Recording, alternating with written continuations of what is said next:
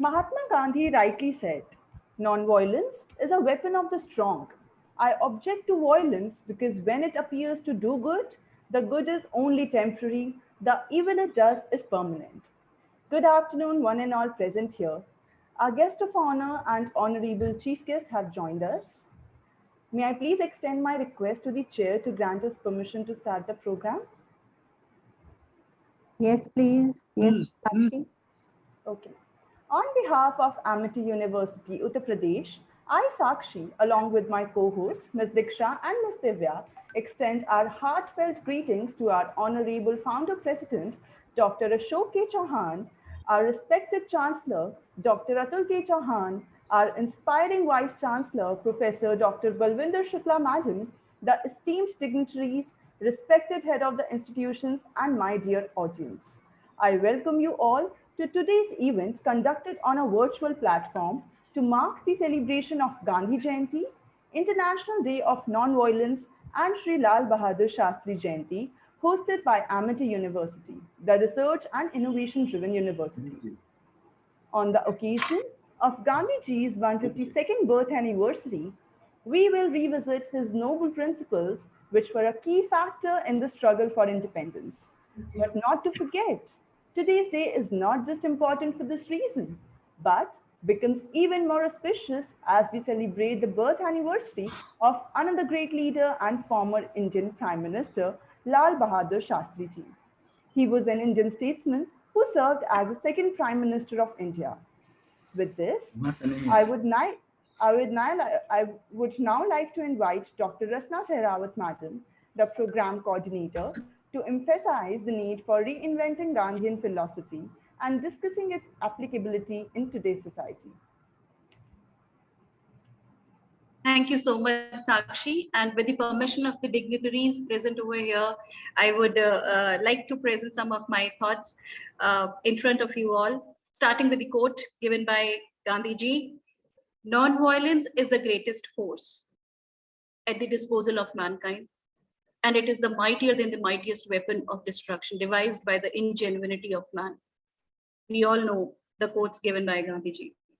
And October 2nd is marked as the International Day of Non-Violence every year by United Nations. United Nations General Assembly has passed this resolution in 2007 to establish the International Day of Non-Violence. The resolution reflected upon universal respect for Gandhiji and his philosophy. He gave the world the philosophy of non-violence, and we call that as ahimsa. It was Mahatma Gandhi's firm belief that only a non-violent movement can achieve the highest objective of freedom and the desire to secure the culture of peace, culture of tolerance, understanding, and non-violence.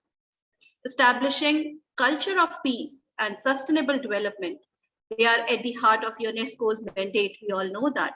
Training and research in sustainable development are among the priorities, as well as human right education, skill for peaceful relationships, good governance, prevention of conflicts, peace building.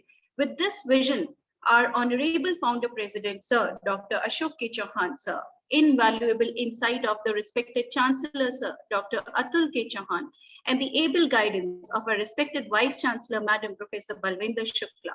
Amity University, Uttar Pradesh, Noida, India is convening International Day of Non-Violence, paying tribute to Mahatma Gandhiji, marking his 152nd birth anniversary in the first of its kind initiative through various events involving the cognitive abilities and diverse thought processes of a new generation, reinventing Gandhian solutions to contemporary times confronting India and the world.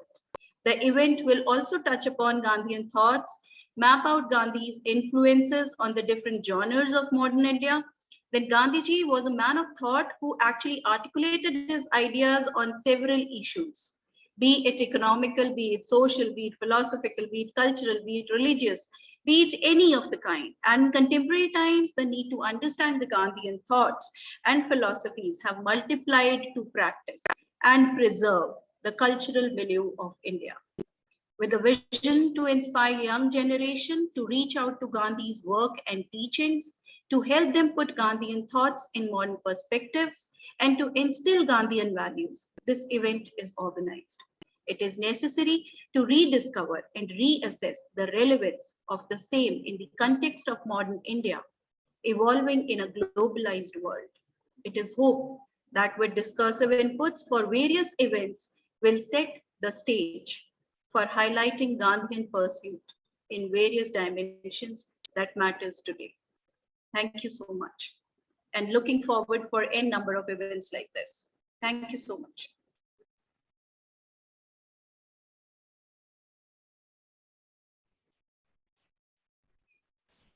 Thank you, Rasna Madam, for the needful advice on the importance of Gandhian values in today's times. Moving ahead, may I request Professor Dr. Alka Mudgal Madam, Head of the Institute, Amity Institute of Education, Amity University, Uttar Pradesh, to felicitate Dr. Christian Bartolf, President, Gandhi Information Center, Berlin, Germany.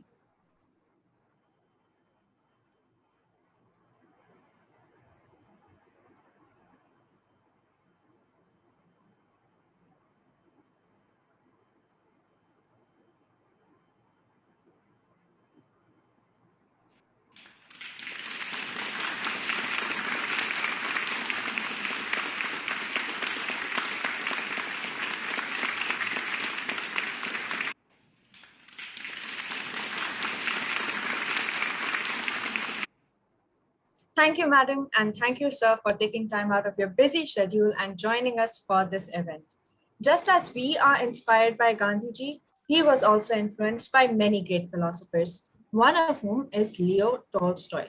To further enlighten us about today's topic, Tolstoy's legacy for Gandhi and us, history, present, and future, I would like to request Dr. Anshul Mathur, Madam, to introduce the speaker for the invited talk, Dr. Christian Bartol.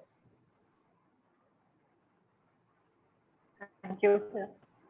I feel extremely privileged and honored to be given this opportunity to welcome our invited eminent speaker for today. It's glad welcome we bring to you this afternoon, filled with desires, hope, and dreams we all share for the future world as Mahatma envisioned. As Mahatma himself said that if we want to reach real peace in this world, we should start educating children. Amity Institute of Education, Amity University, with its vision to prepare teachers for 21st century, always focus on values as an important aspect of their personality. And the values of peace, love, and harmony are the prime in nature. Today's world is dramatically different from Gandhiji's dream. Terrorism, extreme division in society, capitalism, communalism, casteism, and all the ill practices and more all are widespread. These are all attention-grabbing issues to consider, and it's never enough to revisit the thoughts and practices of the greatest living being of the last 2000 years, Mahatma Gandhi. An idea, a philosophy, and a way of life himself. We are privileged to have among us Mr. Christian Bartolf with his deep study of Gandhi to offer us a refreshing view of all legendary thoughts of Mahatma.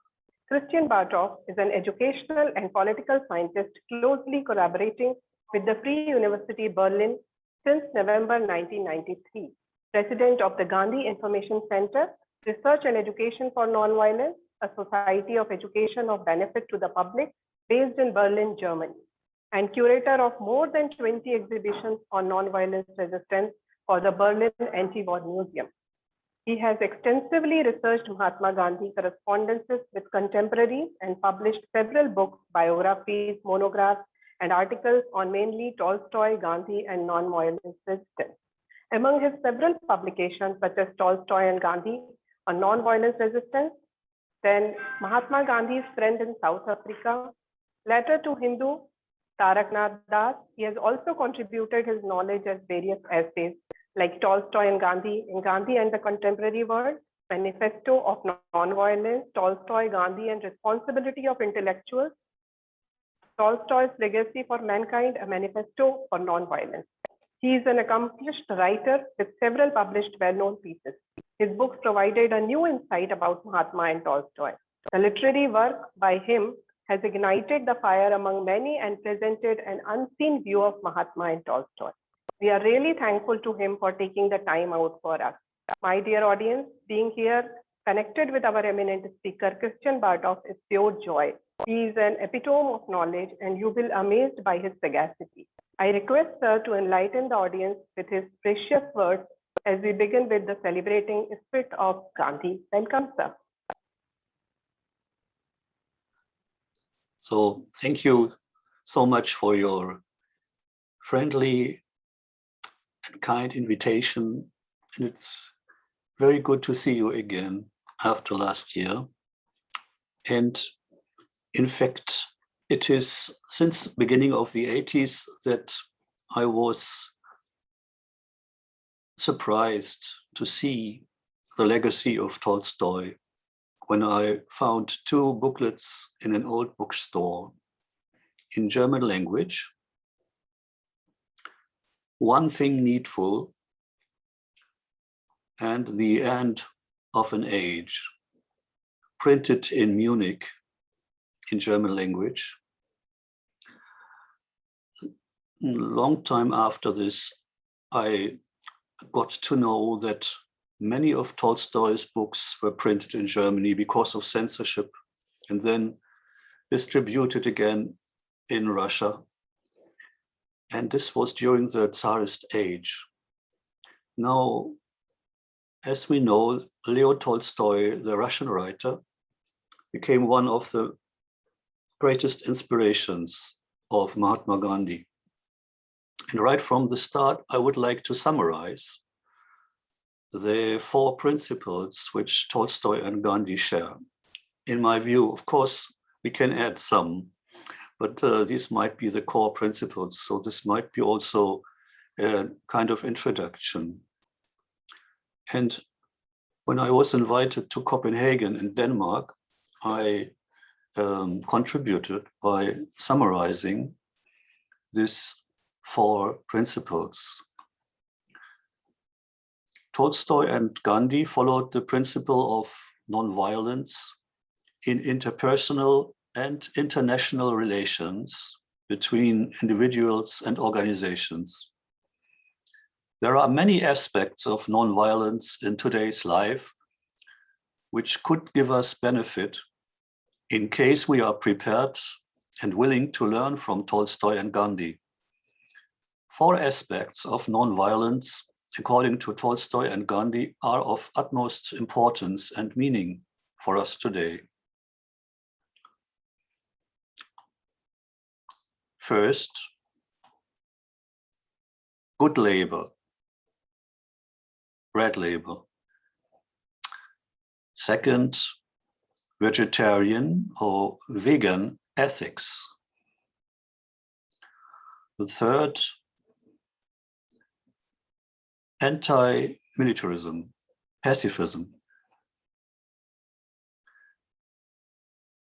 Against all wars, for peace. And the fourth, the trusteeship, a new understanding of property and ownership. This is directed against greed, for simplicity, and most of all, it is the basis for living together. So if we summarize the gospel of renunciation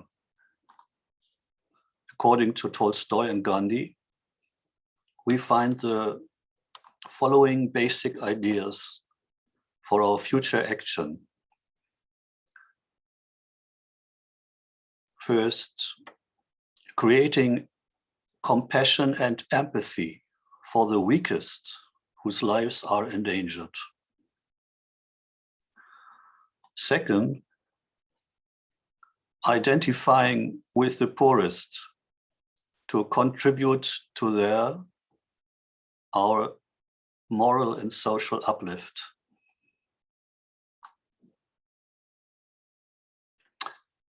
And third, emancipating societies from all forces of violent destruction and fear. So global emancipation will only be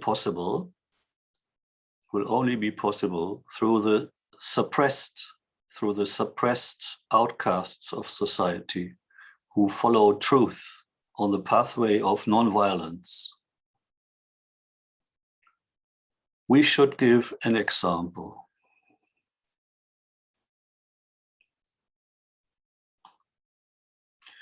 So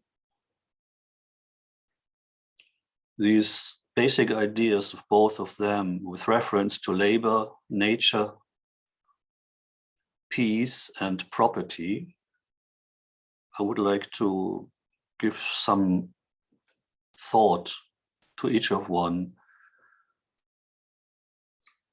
them. First, good or bad labor means good labor or bad labor. Tolstoy, as well as Gandhi, were influenced by the Christian writer Timofey Bondarev and his plea for bad labor, and by John Ruskin and his plea for good labor. Both writers inspired Gandhi and Tolstoy tremendously. The Russian peasant writer Bondarev, Timofey Bondarev, described the life as a gardener and peasant, agriculture and horticulture as the ideal life. He recommended students, academics and students, to spend at least 1 month per year as a gardener or peasant, not in the city, but in a village. The English writer John Ruskin emphasized the value of good labor, which gives benefit to all mankind, most of all to the poorest and weakest of society. Both writers drew inspiration from the Gospels on life and teachings of Jesus Christ. Both writers were Christians whose message convinced Tolstoy and Gandhi.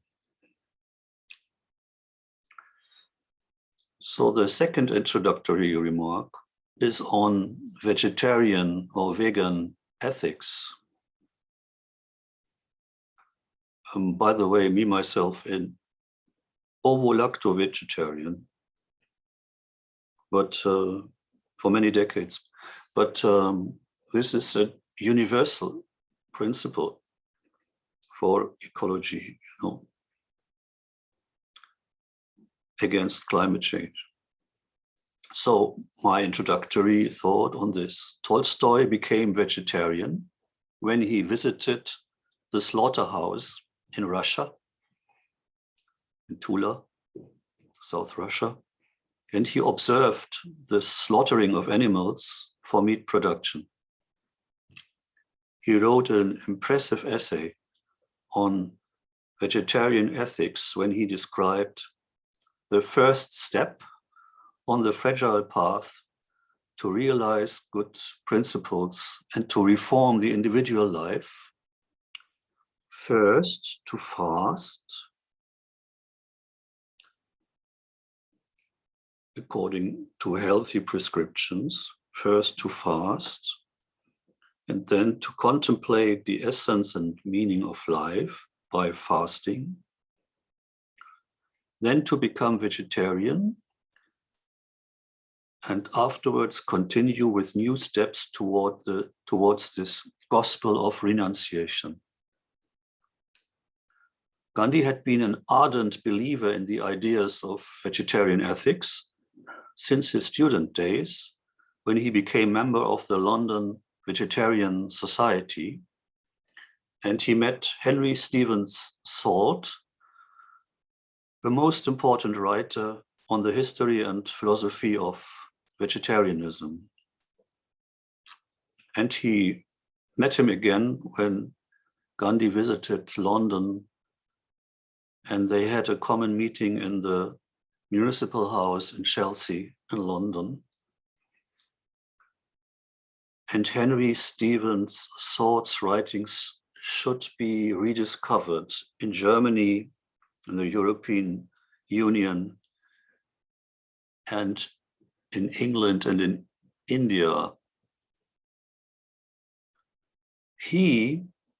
Henry Stephen Sword, also wrote a biography on Henry David Thoreau, you know. So he was a real friend of Gandhi in the student days, during his student days. He was a social reformer. He was against blood sports. He really tried to reform in the field of ecology. And there is a Henry Sword Society somehow, you know, you can see a wonderful website. During all his life, Gandhi made experiments with vegetarian diets of various kinds, saltless diet, fruitarian diet, abstention from cow's milk, etc. In addition, he made experiments with nature cure, inspired by Central European writers. One of them was the German Louis Kuhne with water treatment.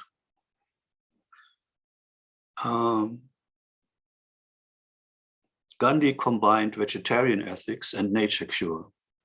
He struggled hard to observe the principles of chastity and renunciation in thought, word, and deed. And we know he frequently accused himself in failing in being weak, not strong on his path of nonviolence. The same with Tolstoy, who went almost desperate and insane. Both Tolstoy and Gandhi knew that they were not able to live up to their principles completely, but nevertheless continued their experiments with truth on the path of nonviolence. And this not on the basis of a given prescription, but with, you know, their own experiments with truth, not following any ism, but trying to find truth in their own life without any outside authority to command, you know, but just obeying their voice of conscience. They're guided by their inner light. Freedom of conscience is most precious freedom in the Universal Declaration of Human Rights. The third introductory remark is on anti-militarism and pacifism. Tolstoy and Gandhi both explicitly advocated the abolition of the military, of military conscription and the military system. They were opposing any kind of war or civil war or guerrilla war or military aggression. Even the use of the military as means of defending the borders, the territory, the people, or democracy. Of course, Tolstoy and Gandhi learned their lessons in their life. Tolstoy as a soldier in the Crimean War, and Gandhi as a stretcher bearer in the South African Boer War and the so-called Zulu Rebellion, which was the Bambata Rebellion. And you know, the empathy towards the Zulu victims of this massacre, genocidal massacre of the British during the Bambata Rebellion, was one of the trigger points of Gandhi's commitment to become active and find a non-violent resistance alternative to violent uprising, to redefine Swaraj. And maybe you should know that Tolstoy wrote about his experience in the Crimean War in his Sevastopol Tales, Tales of Sevastopol. And this book, this description of war, an uncensored description of the cruelty of war, this was the first literary success of the writer Leo Tolstoy in Russia. Before his novel war and peace.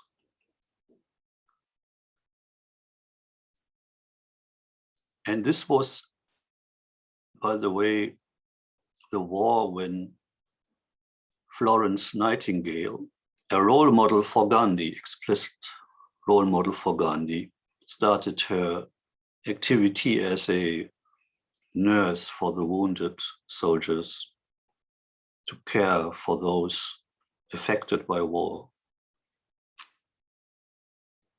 Florence Nightingale was a role model, but also Elizabeth Fry, who wanted to reform the prisons and was against slavery.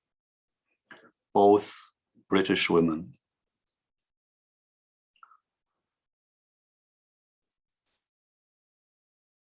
Both Tolstoy and Gandhi became followers of the principle of nonviolence, pure and simple, and pacifists who advocated the end of any war, the end of all wars. Or in Tolstoy's word, he wanted to highlight the war against war, which was, of course, a polemic point he made. But this became a slogan, war on war, even after the First World War. Both of them knew how immense the struggle would become to secure state action in the desired direction, because each would be afraid and distrustful of his neighbors. And I want to stress today that trust, confidence, mutual confidence and trust, building trust is one of the major challenges of our generations, particularly the young generation, in a time where still nations and nationalism exists. And of course, religious extremists are active. So we are really concerned about building trust among the nations, among the religions, you know,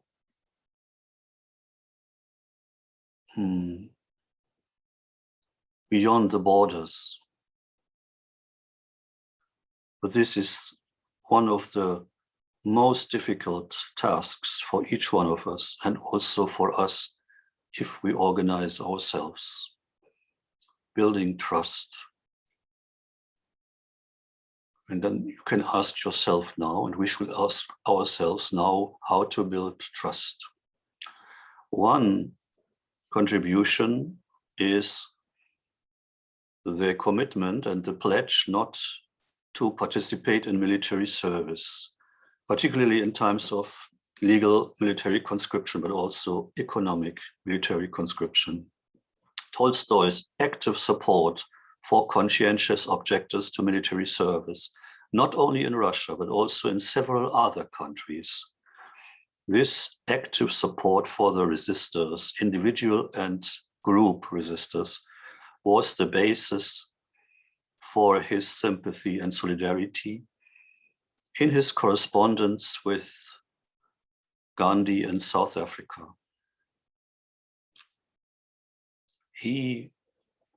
Gandhi, in his later years, did not insist on imposing his own principles on his contemporaries like Nehru, for example, although we might regret this afterwards. But he kept his principles. He himself kept his principles until his very last days, when he wanted to actively reconcile the relations between India and Pakistan. The fourth principle is trusteeship. Now, Tolstoy and Gandhi believed in God and knew that their individual lives were given to them by God. At least, even if you do not believe in any God, you know that your life is limited. And you ask yourself, is there something beyond, any power underlying all this, what we perceive? So they knew, Tolstoy and Gandhi, that they were trustees in all respects, everything that was given to them was only lent to them. That meant they were not forever the owners of their body, of their intellect, of their life. Their ideal was to live according to the principle that they should gain the confidence of the poorest and weakest of their fellow citizens by acting in such a non-violent way that would benefit to the welfare of all, each and everyone, not just the majority. Savodaya. And they knew that their relation to property would be the same, only for a certain period of time during which they fulfilled their duty for the benefit of all, not only for a majority, but for everyone, every human being. Trusteeship was in principle just another concept which they could find in the Christian Gospels. And they could apply this principle of trusteeship to democracy, industry, culture, and society. Of course, this principle excluded brute force or violence against any owner or class of owners. But no owner deserved his wealth, his possessions and wealth, unless he realized his individual and social responsibilities to help and support each and everyone in the society, most of all those marginalized, made invisible, outcasts without public voice and vote. That is why Tolstoy wanted to become a peasant himself. That is why Gandhi wanted to become himself a farmer and a weaver. That is why Tolstoy supported the vegetarian pacifist farmers, craftsmen and farmers of the Doukhobors, the spirit wrestlers. I will tell you more about them. That is why Gandhi supported the outcasts in his society, the so-called Harijans, Dalits, untouchables, invisible. Now,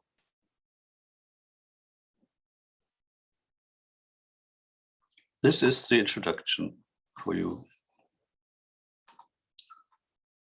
Now I want to tell you that there are some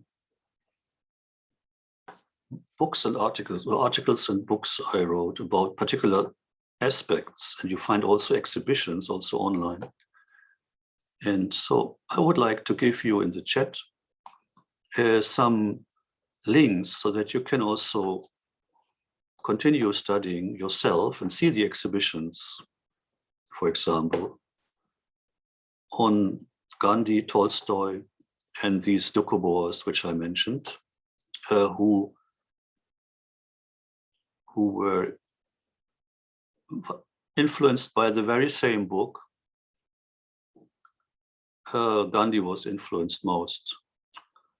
The book of Tolstoy with the title, The Kingdom of God is Within You, 1893. And then Peter Verigin, who was the group guide banned to exile in Siberia, was attracted by this book and asked his fellow countrymen, Russian peasants, craftsmen, to object to any military service, to burn their weapons in 1895. They did so collectively, were persecuted by the Tsar, by the Cossacks, and were forced to emigrate to save their lives with the support of Leo Tolstoy, Prince Peter Kropotkin, English Quakers, Professor James Mather from Toronto. Via Cyprus, they went to Canada and started a new life. They are now honored citizens of Canada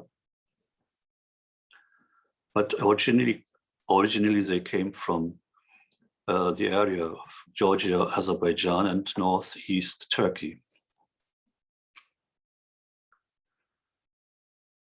So now, let me just take some seconds to give you these links so that you can study in detail the support Tolstoy and the role model for Gandhi, also of the Doukhobors.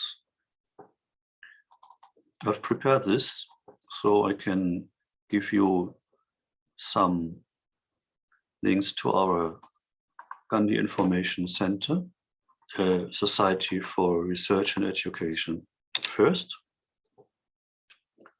and then to my personal websites. And my personal website might be interesting because in the field publications, you find essays and articles as PDF files to download and read about Tolstoy and Gandhi.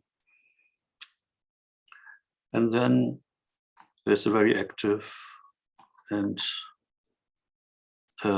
interesting Facebook group with many members, which gives information not only for the occasion of the International Day of Nonviolence, 2nd of October 2007, first time acknowledged by the United Nations, and that is the reason for a new ethical norm, nonviolence as a permanent ethical norm since 2007, due to the energetic campaign of the governments of India and South Africa. And our exhibitions, which I mentioned, you find here. And these exhibitions in English language on John Ruskin, Henry David Thoreau, and the Doukhobors, Tolstoy and the Doukhobors, on Tolstoy and on Gandhi. So these are all referring to the history of nonviolent resistance. Now I show you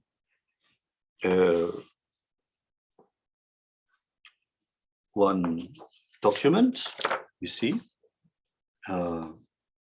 this is one document. You see, this is labor. This is Tolstoy's English language translation of Timofey Bondarev's concept of bread labor, which inspired Gandhi and the Phoenix settlement in South Africa tremendously. Yeah, it was published in the time of the student days of Gandhi in London. So Gandhi could have read this in London. Yeah, it was published in the United States and in England. So this is one thing. And then I would like to show you a book I would like to refer to in a few minutes. It's a book about the correspondence between Tolstoy and Gandhi, because there were many followers of Tolstoy in the world, among them Mohandas Karamchand Gandhi and his German Jewish architect friend, Hermann Kallenbach, both of them naming this settlement, their farm project, after Tolstoy, with the authorization of Tolstoy. And the correspondence started with the request by Gandhi to publish a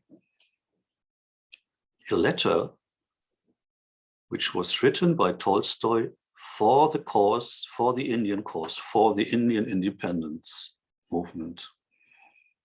And it was a plea for nonviolent resistance in a correspondence with the social revolutionary from Bengal, Taraknath Das, who later became professor at the Columbia University in New York, in the United States of America. Then he lived in exile, nowadays USA, Canada, and he was the energetic activist who brought Tolstoy, after half a year of reflection, to give a public statement for the Indian independence cause. And this letter to an Indian, letter to a Hindu, this was actually then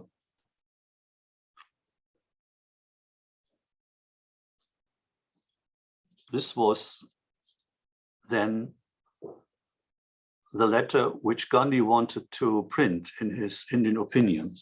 And he wanted to change the text a bit because Tolstoy criticized the superstitions in the world and also mentioned the belief in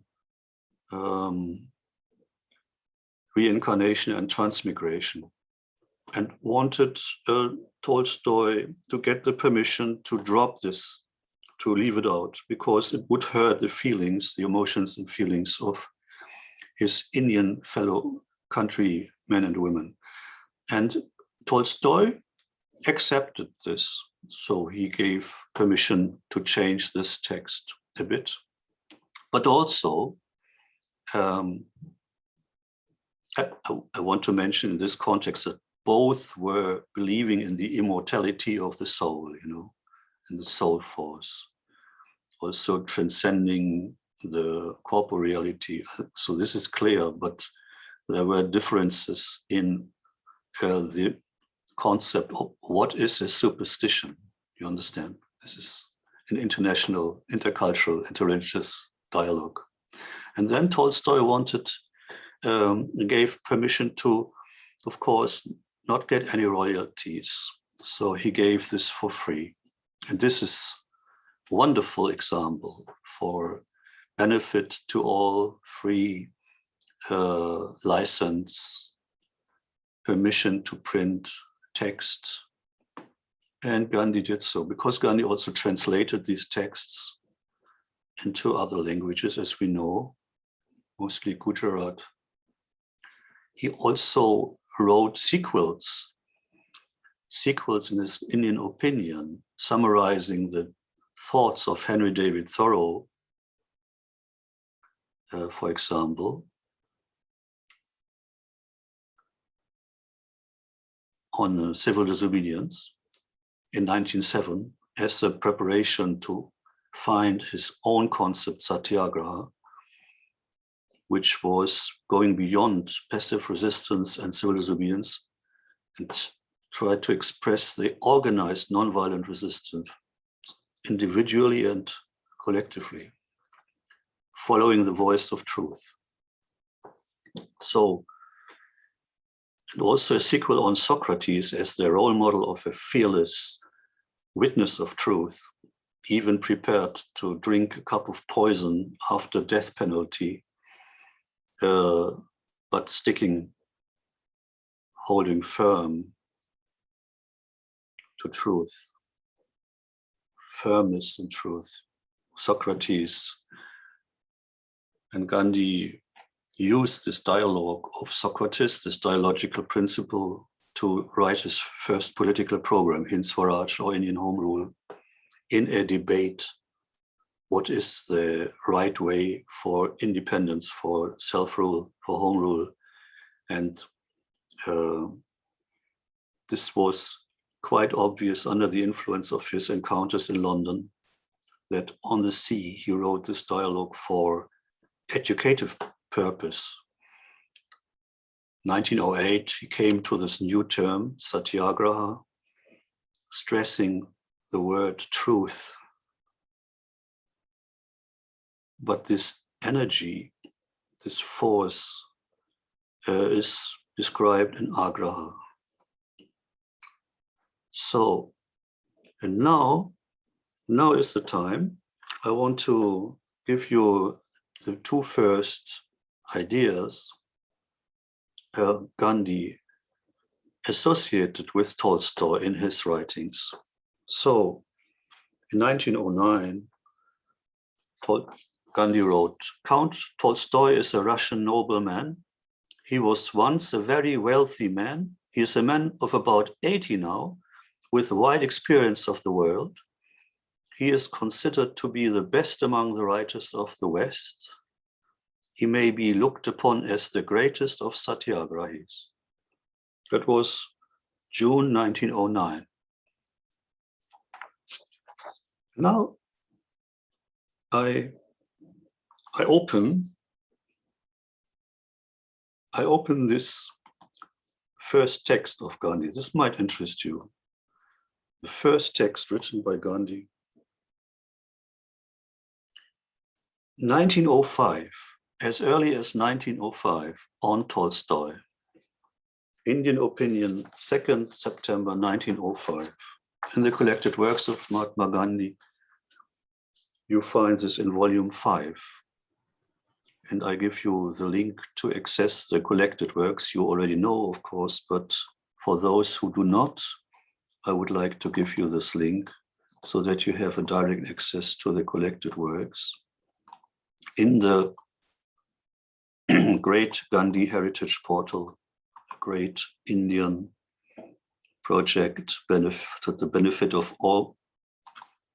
And this is a role model for digitizing projects in future.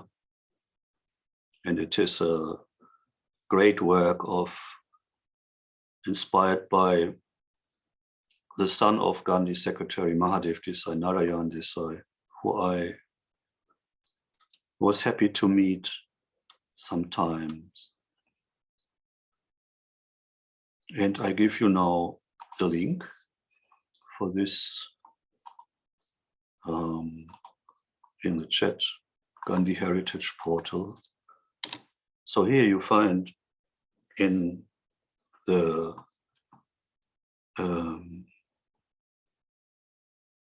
collected works, volume 5, you find this text, Count Leo Tolstoy.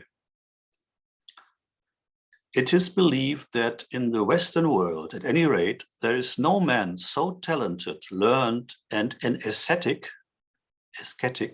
as Count Tolstoy. Though he is now nearly 80 years old, he is quite healthy, industrious, and mentally alert. Tolstoy was born of a noble family in Russia. His parents had enormous wealth, which he inherited. He is himself a Russian nobleman and has, in his youth, rendered very good service to his country by fighting gallantly in the Crimean War. In those days, like the other noblemen of his time, he used to enjoy all the pleasures of the world, kept mistresses, drank, and was strongly addicted to smoking. However, when he saw the carnage and bloodshed during the war, his mind brimmed over with compassion. His ideas changed. He began a study of his own religion and read the Bible. He read the life of Jesus Christ, which made a deep impression on his mind. Not satisfied with the then current Russian translation of the Bible, he studied Hebrew, the language in which it was originally written, and continued his researches into the Bible. It was also about this time that he discovered in himself a great talent for writing. He wrote a very effective book on the evil consequences of war. His fame spread throughout Europe. To improve the morals of the people, he wrote several novels which can be equaled by few books in Europe. The views expressed by him in all these books were so very advanced that the Russian clergy were displeased with him and he was excommunicated. Disregarding all this, he kept up his efforts and began to propagate his ideas. His writings had a great effect on his own mind. he gave up his wealth and took to a life of poverty. He has lived like a peasant for many years now and earns his needs by his own labor. He has given up all his vices, eats very simple food, and has it in him no longer to hurt any living being by thought, word, or deed. He spends all his time in good works and prayer. He believes that first, in this world, men should not accumulate wealth. Second, no matter how much evil a person does to us, we should always do good to him. Such is the commandment of God and also his law. Third, no one should take part in fighting. Fourth, it is sinful to wield political power as it leads to many of the evils in the world. Fifth, man is born to do his duty to his creator. He should therefore pay more attention to his duties than to his rights. Sixth, agriculture is the true occupation of man. It is therefore contrary to divine law to establish large cities, to employ hundreds of thousands for mining machines and factories, so that a few can wallow in riches by exploiting the helplessness and poverty of the many. These views he has very beautifully supported by examples from various religions and other old texts. There are today thousands of men in Europe who have adopted Tolstoy's way of life. They have given up all their worldly goods and taken to a very simple life. Tolstoy is still writing with great energy. Though himself a Russian, he has written many strong and bitter things against Russia concerning the Russian-Japanese War. He has addressed a very pungent and effective letter to the Tsar in regard to the war. Selfish officers view him with bitterness, but they and even the Tsar fear and respect him. Such is the power of his goodness and godly living that millions of peasants are ever ready to carry out his wish no sooner than it is spoken. This was written, Indian opinion, 2nd of September 1905, and translated from Gujarati. And by the way, a friend of mine, good friend of mine from the Free University of Berlin, Dr. Dominique Meeting, and myself are just about to write a comprehensive article in German language first and then in English about the many influences Tolstoy exerted in many parts of Europe and the world, inspiring people, also great writers like Romain Rolland and other great novel writers, Thomas Mann from my hometown Lübeck in Germany. And you see, Leo Tolstoy was then a spiritual authority, an old man, yes, but he contributed to the first Russian Revolution, which was not a communist or Bolshevik revolution. It was a revolution for democracy. It was the first time when workers, peasants, even soldiers were revolting against the Tsar. And he was actually also practicing what he teaches by addressing workers, farmers, and soldiers. And he was actually the alternative to the social revolutionary nihilists also. Yeah, we should not forget this. Also, Dostoevsky was influenced by social reformers according to the principles of a utopian socialist like Charles Fourier in France. The Petrashevtsin was almost executed for this, killed for this. So these Russian writers were reformers. most of all my beloved Anton Pavlovich Chekhov. Chekhov, he was caring for the prisoners in the Kamchatka, that is East Russia, you know. He went there on the expenses of his own health and died prematurely in 1904. He was the greatest playwright. And Chekhov was a teacher in Melekhovo near Moscow, which I visited. He was a doctor by profession, but a teacher. He had his own school in a village. He was a social reformer. And Tolstoy and Chekhov were friends and appreciated each other very much. And Tolstoy admired Dostoevsky because he knew that Dostoevsky is an authentic writer because he was poor, with all the ideological errors, of course, but he is authentic. He knows what he is writing about when he writes about poverty. But Tolstoy himself had this empathy for the animals. He wrote from the perspective of a horse in Holzdommer. This is amazing if you see a horse which is suffering from its owner. It's amazing how you see this identification with an animal. Or he describes someone who is so greedy that he is dying at the end of the day because he wants so much land that he is exhausted. And how much earth does he need? Just a few darshin earth for his grave. So, and then also the illusions of a judge who only sees the light shortly before his dying and sees all his sins and wrong judgments, you know, morally unjustified. It's amazing.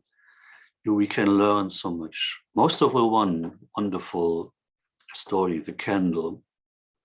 This is a farmer who was ordered by the landowner. You are not allowed to stop farming on holiday. You have to go on. He is forced. But he wants to have a holiday, you know, Easter. And usually Christian tradition, Christians are sometimes following the habit, you know, to light a candle just to express the communion with the divinity somehow, to see maybe as a symbol for the inner light. And so what did the farmer do in this small tale, the candle? He fixed a candle on his plow and he followed this, you know, order by his landowner. He was a kind of slave, you know. And the landowner was so angry that this farmer dared to fix this candle on his plow, that he was going with his horse, trying to prevent him from doing so, fell on a fence and died. So because of his own anger, you know, and this was the power of nonviolent resistance, but in a, you know, described in a very cruel way, of course, someone who is really dying because of his own violence, of his own greed, and of his own egotism. And this is a breathtaking example of a farmer who is following, not disobeying, but protesting, and appealing to the conscience of the fierce landowners. And we know that Gandhi's main target of his nonviolent struggle was against indentured labor, against all forms of semi-slavery and slavery, so that he can be regarded as a major representative of in the history of the anti-slavery movement. So against all kinds of slavery and against all wars. This was what Gandhi and Tolstoy united, and their realization that they are trustees of their own body, that they are inspired by the voice of truth, which is sometimes very low, very still, you know. You should find time to listen to your voice of conscience. You need moments of rest, of contemplation, of meditation.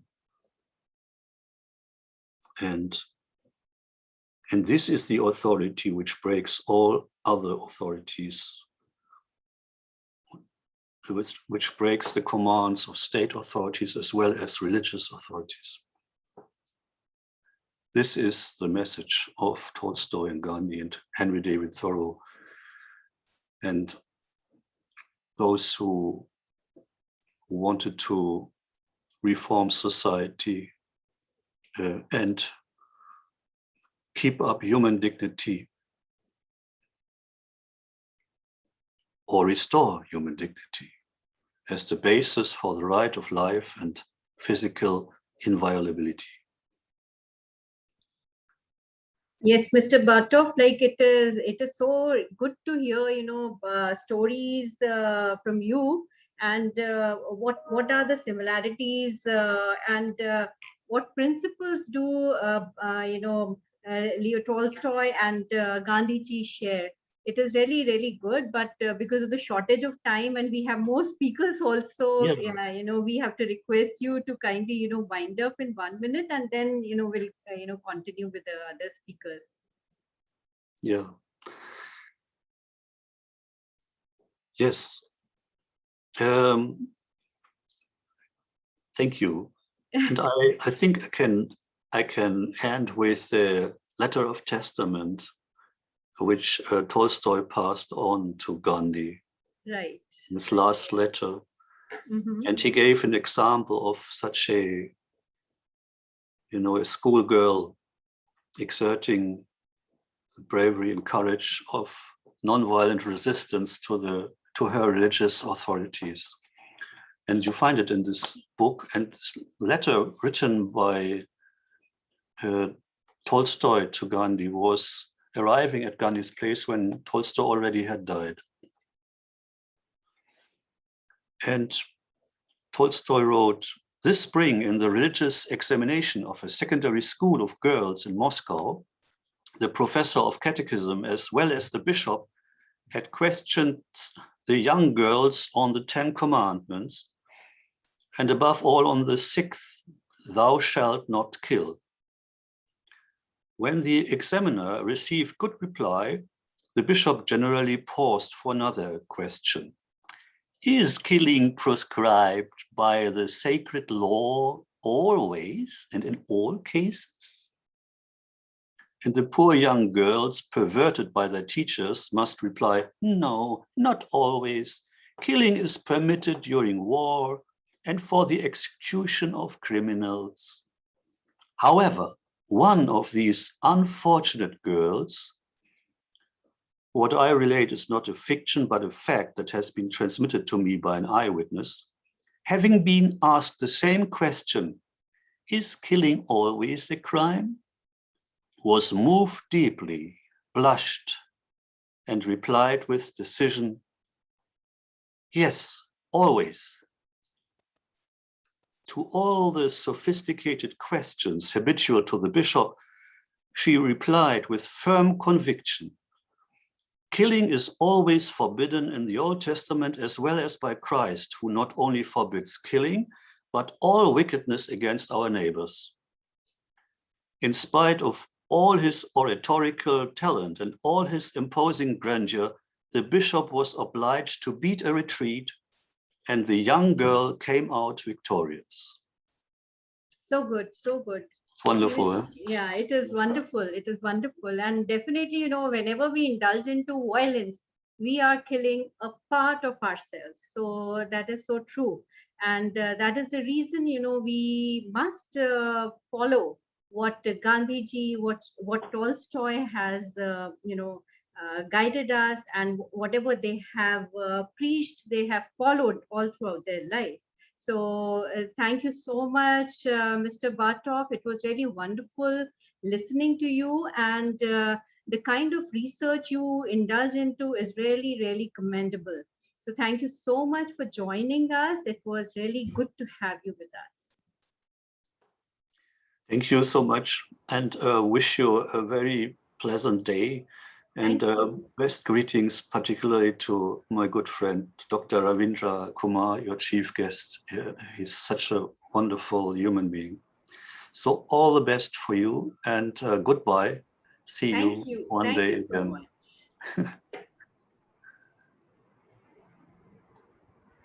Thank you, sir, for your inspiring and valuable words. Thank you so much. Moving ahead with the program conducted to celebrate International Day of Non-Violence and Gandhi Jayanti and Sri Lal Bahadur Shastri Jayanti, I address my heartfelt greetings to our Honorable Founder President, Dr. Ashok K. Chauhan, our respected Chancellor, Dr. Atul K. Chauhan, our inspiring Vice Chancellor, Professor Dr. Balwinder Shukla Madam, the esteemed dignitaries, respected head of the institutions, and my dear audience. In the eyes of millions of his fellow Indians, Gandhi was the Mahatma, great soul, the unthinking adoration of the huge crowds that gathered to see him all along the route of his tours made them a severe ordeal. He could hardly work during the day or rest at night. The woes of the Mahatma, he wrote, are known only to the Mahatmas. His fame spread worldwide during his lifetime and only increased after his death. The name Mahatma Gandhi is now one most of universally recognized on earth. But not to forget, we also celebrate birth anniversary of another great leader with him. That is Sri Lal Bahadur Shastri Ji. He was a member of Mahatma Gandhi's non-cooperation movement against British government in India. He was imprisoned for a short time in 1921, but upon his release, he studied in Kashi Vidyapith, which is a national university. He graduated from there with the title of Shastri, which he learned in the scriptures. I'm proud to say that we are organizing this event with the inventiveness of stimulating young generation's minds so that they can reach out to the teachings and thoughts of such noble leaders, execute them in the modern system of education, and learn their values and practices. So without much ado, let's begin the event by lighting a lamp and seeking the blessings of the Almighty, who is an infinite source of light and wisdom. The lighting of a lamp symbolizes that humans have the power to dispel darkness, ignorance, and unhappiness caused by their thoughts, words, and actions. Let us pray that this event becomes instrumental in imbibing the values of truth, peace, harmony, and goodness in all. For the auspicious moment of lighting the lamp, we cordially invite our esteemed guest of honor, Professor Dr. Suresh Prasad Sir, our honorable chief guest, Professor Dr. Ravindra Kumar Sir, respected Dr. Sita Bhimra Madam, Honorable Vice Chancellor, Professor Dr. Balwinder Shukla Madam, our esteemed dignitaries, and respected head of the institutes to come on screen.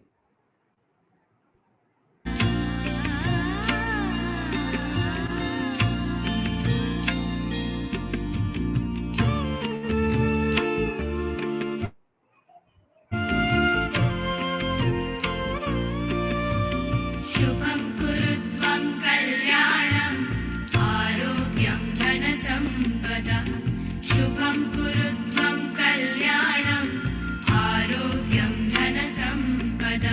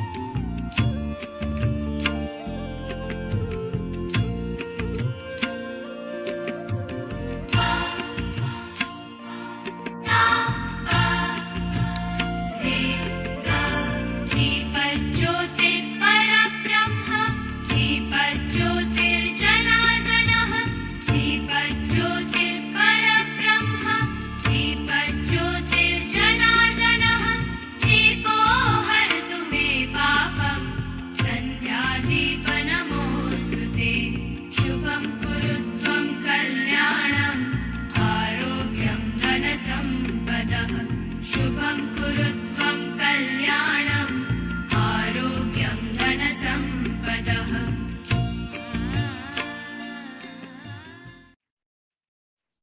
With these blessings, let us now proceed further. As a tradition at Amity, we welcome our esteemed guests with Tulsi saplings.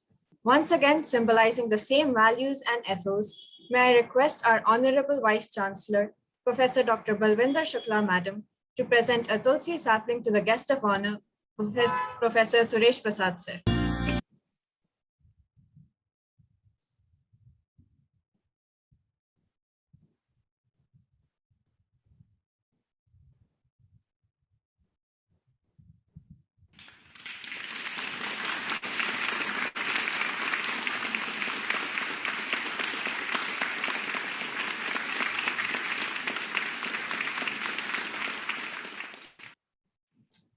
Thank you, Madam.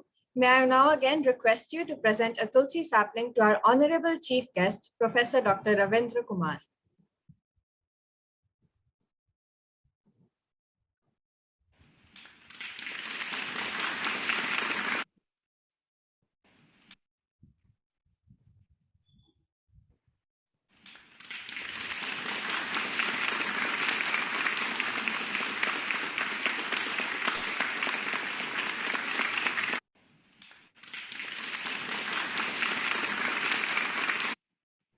Thank you again, Madam.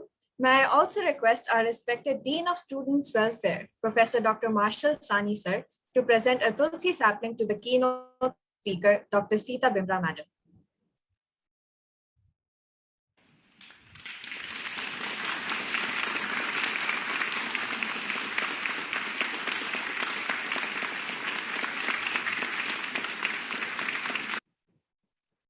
Thank you, sir.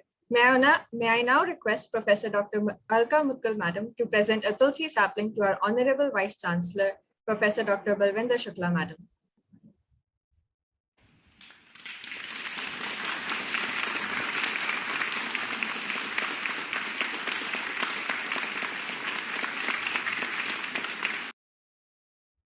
Thank you, Madam.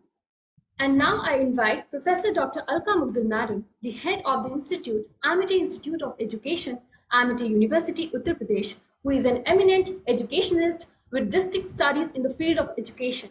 She has in her credits the Maulana Abdul Kalam Azad Excellence Award for Education. Alka Madam's distinct vision, coupled with her hard-working nature and vibrant personality, makes her an inspiration for all. With this, we cordially invite Professor Dr. Alka Mughal Madam to deliver the welcome address. Thank you, Diksha. Thank you so much. A very good afternoon to one and all present here on the virtual platform to celebrate birth anniversary of Mahatma Gandhi ji and our second Prime Minister, Shri Lal Bahadur Shastri ji.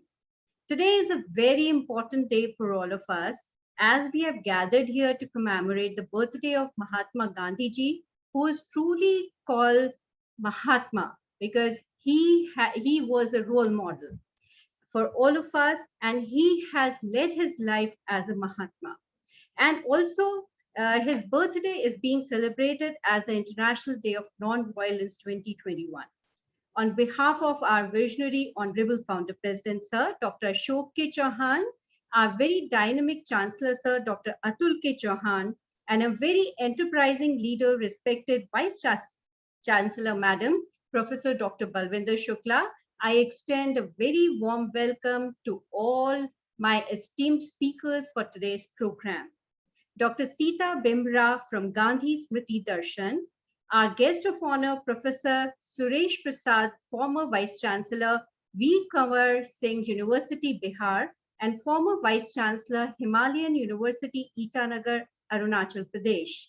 And also our chief guest, Professor Dr. Ravindra Kumar, Padam Shri Awardee for Education and Literature, and former Vice Chancellor of Chaudhry Charan Singh University. I would extend our heartiest thanks to Mr. Christian Bartov, President Gandhi Information Center, Berlin, for his talk on Tolstoy's legacy for Gandhi and us, history, present, and future. And I would appreciate the way, the simplicity with which he has elaborated upon the 4 principles of good labor, vegan ethics, anti-militarism and trusteeship which Gandhiji and Tolstoy shared. The role of Mahatma Gandhiji and Shastriji and their influence in shaping New India is indisputable. The concepts of Sarvadharma Sambhavana, goodwill towards all religions, professed by Gandhiji and Shastriji, are essential to maintain the spirit of Vasudhaiva Kutumbakam. The world is one family. Gandhiji's influence can be seen in all the aspects of life, whether it is environment for preserving ecosystems or reducing the consumption for sustainable lives. Both Gandhiji and Shastriji have always emphasized giving importance to the base of the pyramid, that is, the needy ones. And we are working for Sabka Saath, Sabka Vikas. Another very important aspect is clean and capable India, which we have overlooked for some time now. We are stressing on Swachh Bharat, Swasth Bharat, Saksham Bharat, Skill India, Samriddh Bharat, Sashakt Bharat, and these are some of the programs which are really going to make India progress. Panchayati Raj demonstrates the vision of Gandhiji, the democracy at the local level. In the National Education Policy 2020, we have the reflections of Gandhian thoughts and philosophy. Swadeshi, the emphasis on vernacular education, communities, and the wearing of khadi. Satya and Ahimsa, the universal values, vocational education, equity and inclusion, and the effective governance are most important mentions in NEP which relate to Mahatma Ji. It is essential to internalize and embrace the Gandhian way of life, as today is a time when the importance of Gandhiji's non-violence is the utmost importance. When the whole world is in a turmoil and on the verge of another war, it's more important for today. Equally important were the words of Sri Lal Bahadur Shastri Ji, that discipline and united action are the real sources of strength for the nation, and equating hard work to prayer. With the hope that the youth of today will adopt the Gandhian philosophy and the principles of Sri Lal Bahadur Shastri Ji of simple living and high thinking for a better and sustainable future for the generations to come. I once again welcome all our esteemed guests to the program, and we are extremely thankful to all our dignitaries for sparing their time to be here with us and for guiding and enlightening our youth of today with the thoughts of Mahatma Gandhi Ji and Shastri Ji. Once again, I welcome all the dignitaries for today's program. We are just looking forward to listening to you. A very warm welcome and thank you once again for coming here and joining us. Thank you, Alka Madam, for your words of wisdom. Moving ahead, I invite Dr. Marshall Sahani Sir, Dean Student Welfare, Amity University, Uttar Pradesh, who is a professor of marketing and the head of the Department of Telecommunication Management at the Amity Institute of Telecom Engineering and Management, Amity University. He is a big support and ideal mentor and helps students to develop at par. I request you, sir, to kindly address the audience and share your intellect with them. Thank you, Sakshi, for inviting me. Today we are celebrating the birth anniversaries of two giants among men who have lived their life, what we have read about them, with principles and values. And even today, whatever they did, whatever they communicated during their lifetime, all of that is still influencing all of us. It influenced me when I was growing up, and I am sure it is influencing all the young people today present here and otherwise of the various thoughts and actions which both Mahatma Gandhi and Sri Lal Bahadur Shastri Ji did in their lifetime. I mean, just to imagine that we are celebrating 152nd birth anniversary of Mahatma Gandhi, and he is still relevant not only to India, but everywhere in the world. And everyone in the world not only wants to use his teachings in the present modern day when man is trying to land on Mars and going beyond, but also they are seeking his principles and his lifestyle as a way forward for sustainable future. So what he said long time back was developing sustainability in the world is coming true, and now everybody is recognizing that if those practices can be adopted, then a lot of whatever we have damaged the planet also could have been avoided. Now coming to the non-violent part, non-violent technique has been used by Mahatma Gandhi because he rejected passivity and submission, and we know against whom, and considered struggle and conflict without violence as essential when required. However, since then that time, what we have experienced now and earlier, that violence has very different faces now, and we are all not only seeing them but also experiencing them in different ways. I am not saying that the physical violence has stopped. Physical violence is still there, but people are also using power, perceived or real, and they use that to threaten against others, whether actually or again in perception. And not only they threaten an individual, but they can threaten communities also. And that can result not only in physical injury, but psychological harm, death, maldevelopment, or deprivation. So the young people and all of us have to learn not to be violent. Because in the present day, if we are violent, then we are going to have in our community people who may have psychological harm, who may be deprived of certain things, who may not develop fully. And as we know that in our university, due to the visionary founder president, Dr. Ashok K. Chauhan, we have, right from the inception of the university, been practicing holistic development, teaching our students to abhor violence and to adopt peaceful negotiations to deal with each other, respect each other, respect our environment, respect each and every living thing, and have a life full of values. This particular celebration, which we do every year, this year we are doing it in a much more elaborate manner, and we are continuing to do so many activities for next 2 weeks with the objective that due to this activities and due to the great learnings and teachings which will be communicated by our most respected and honorable guests, our students will be able to learn lot many things, and those learnings can then become their lifestyle, their way of living, and hopefully in their generation, the violence, the incidence of violence, verbal or otherwise, or in any form, including gender violence, will decrease. So that is the hope with which we continue every year to celebrate the birth anniversaries of Mahatma Gandhi ji and Shri Lal Bahadur Shastri ji, and also celebrate the International Day of Non-Violence, so that their teachings, their learnings, and what is happening around the world can become a reference point for the students to understand what should be their lifestyle in the future, how they should live in the future. So thank you so much for inviting me, Sakshi, Dr. Alka Mudgal, etc.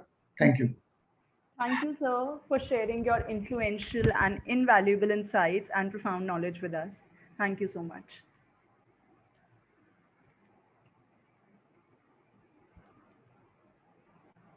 Now I would like to introduce our next honorable speaker, Dr. Sita Bimra. She was born in Lahore in 16 June 1937. She has completed her masters in Hindi from Ramjas College University of Delhi and her PhD from Kurukshetra University. Dr. Bimra has been a music enthusiast and devoted her life in music. She has a great interest in Gandhian poetry and established Gandhi Darshan Samiti at Kamala Nehru College. Dr. Sita has also worked as a chakra trainer in Gandhi Bhavan University of Delhi, taught 1 year in Kurukshetra University and 31 years in Kamala Nehru College, Delhi University. आज का विषय जिस पर सीता जी अपने विचार प्रस्तुत करेंगी वो है धर्मांतरण नहीं, धर्म अनुराग बापू का मार्ग। अब मैं आमंत्रित करना चाहूंगा डॉक्टर सीता जी को।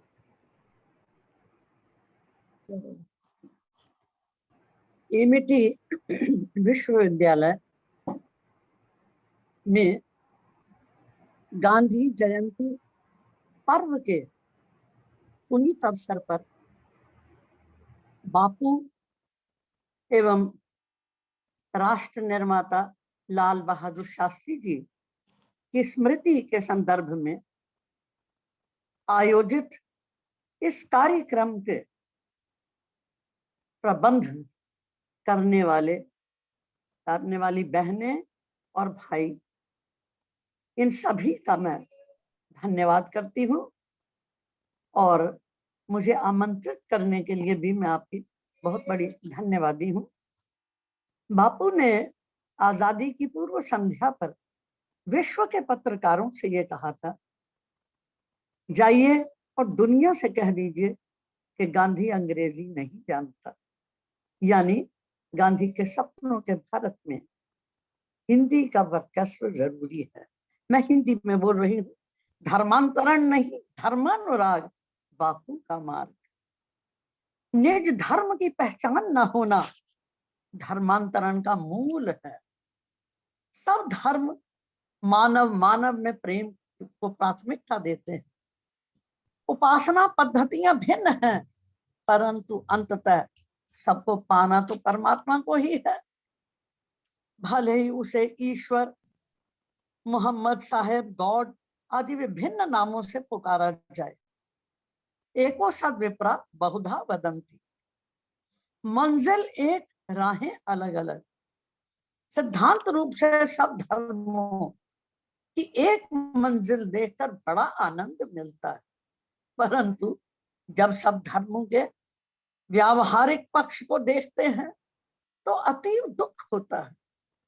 बापू ने आत्मकथा में लिखा है, 30 वर्ष तक उनके परिचित ईसाई बंधु संगोष्ठियों, वैयक्तिक सम्मेलनों, धर्म ग्रंथों के परिशीलन के आयोजनों, पारिवारिक प्रीति भोजों द्वारा उन्हें ईसाई धर्म अपनाने के लिए आकर्षित करते रहे, परंतु हुआ यह कि उनके प्रलोभनों ने उन्हें अपने धर्म ग्रंथों को गहराई से पढ़ने के लिए प्रेरित किया। उन्होंने रामचरितमानस को पढ़कर उसे भक्ति का श्रेष्ठ ग्रंथ कहा। श्रीमद् भगवद गीता को पढ़कर वे धर्म के गहरे मौक्तिकों को पाकर विस्मय विमुग्ध हो गए। अपनी प्रार्थना सभाओं में ही नहीं, महादेव देसाई बा की मृत्यु पर, ऐसे दुखद अवसरों पर वे स्वयं अपने निकटस्थ सहयोगियों के साथ मिलकर गीता पाठ करते थे। उन्होंने कहा था, मैं सभी धर्मों के महान संतों और पैगंबरों में विश्वास करता हूँ। मैं ईश्वर से निरंतर प्रार्थना करता रहता हूँ कि वह मुझे सहनशीलता दे, ताकि मैं उनके प्रति क्रोध न रखूं जो मुझे गाली देते हैं, बल्कि उनका भी अहित न सोचते हुए उनके ही हाथों मरने के लिए भी तैयार रहूं। मैं दावा करता हूं कि हिंदुत्व सबका समावेश करने वाला है। बापू के धर्मानुराग की सत्यता को देखिए। वे कहते हैं, धर्म की रक्षा उसके अनुयायियों के आचरण की पवित्रता एवं नेक कामों के द्वारा ही की जा सकती है। अन्य धर्मावलंबियों से झगड़ा करके कतई नहीं की जा सकती। अपने अपने धर्म की को अपेक्षाकृत सर्वोपरि कहने वाले धर्मनिष्ठों को वे कहते हैं, भगवान से डरने वालों के लिए सब धर्म अच्छे और समान हैं। विभिन्न धर्मों के मानने वाले जब आपस में लड़ते हैं तो वे अपने अपने धर्म को ही नकारते हैं। वे लिखते हैं, सच्ची धार्मिक शिक्षा का सार यही है कि इंसान सबकी सेवा करे, सबके साथ मैत्री रखे। मैंने यह अपनी माता की गोद में सीखा है। बापू का एक ऐसा सुभाषित है, यदि दुनिया इसे अपने आचरण का अंग बना ले तो धर्म का पल्ला पकड़कर कभी किसी भी धर्म का धर्मावलंबी आपस में टकराव नहीं करेगा, ना धर्मांतरण का कोई किसी पर अत्याचार करेगा और ना ही रक्तपात होगा, जो कि आज की भीषणतम समस्या है। वह सुभाषित है। मैं चाहता हूं कि हिंदू सच्चा हिंदू बने, मुसलमान सच्चा मुसलमान बने, ईसाई सच्चा ईसाई। आज पाकिस्तान, सिंध, बांग्लादेश, अफगानिस्तान, देश के हर प्रदेश में, यहाँ तक कि दिल्ली में भी धर्मांतरण जोरों पर है। कोई इस संबंध में कुछ बोल ही नहीं रहा। 11 अगस्त 2021 के दैनिक जागरण में छपा जागरण संवाददाता बरेली का समाचार इस संदर्भ में विशेष महत्व रखता है। शीर्षक है, पाकिस्तान में मंदिरों में तोड़फोड़ और हिंदुओं को जबरन मुस्लिम बनाने वाले मौलवी सिर फिरे हैं। वे इस्लाम का अर्थ नहीं जानते। पाक में हो रही घटनाओं पर बरेलवी उलमा ने सख्त रुख दिखलाया और कहा, पाकिस्तान के कुछ संगठन इस्लाम का सही अर्थ तक नहीं जानते। दरगाह आला हजरत से जुड़े तंजीम उलेमाए इस्लाम के राष्ट्रीय महासचिव मौलाना शहाबुद्दीन रिजवी ने प्रेस वार्ता में कहा, इस्लाम का सिद्धांत है कि सिर्फ जुबान नहीं, दिल से भी धर्म स्वीकारा जाए। पाकिस्तान में खराब सोच के कुछ संगठन ऐसी हरकतें कर रहे हैं जो कि इस्लामिक सिद्धांत के विरुद्ध हैं। जबरन मतांतरण नहीं होना चाहिए। हम इसकी निंदा करते हैं। इतिहास साक्षी है कि इस्लाम सूफी संतों के उच्च आचरण और सदाचरणी स्वभाव से ही फैला है। उनकी खानकाहों से आज भी गंगा जमुनी तहजीब की किरणें अपनी छटा बिखेर रही हैं। पाकिस्तान में कानून नाम की कोई चीज ही नहीं। अमेरिकन रिपोर्टर जैनेट लेवी का रुलाने वाला है टुडे।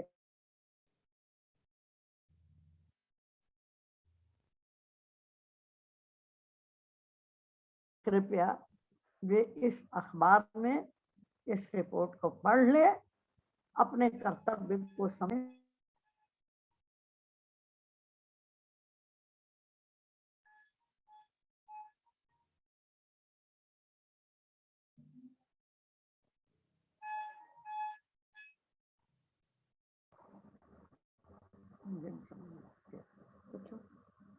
हेलो, क्या समय समाप्त हो गया है?